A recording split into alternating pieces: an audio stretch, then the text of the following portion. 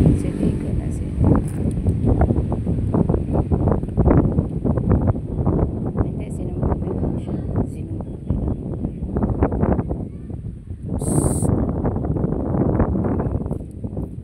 Sinumbong na lang dahil para ano. Ay, hindi na ako pumunta. Grabing init.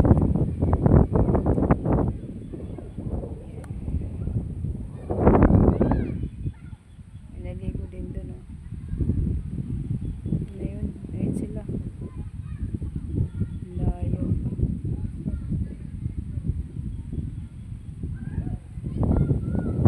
Pupunta pa talaga si Jonas doon sa malayo. Sabi ko dito lang sa mababaw. Hangin din. Huwag sana kami mahulugan ng nyog. Yun pa eh.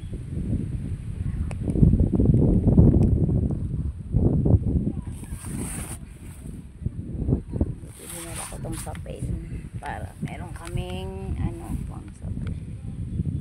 Sorry, nagmamahalan sila magjowa. Ang magjowa.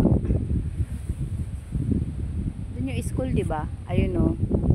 Yung may bubong na green, di ba? Ayun yun.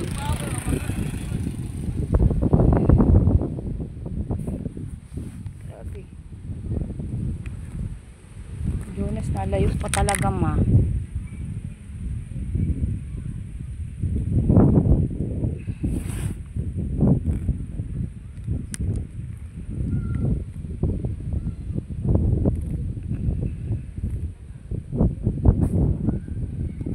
Ang si Matmat pande sigaw.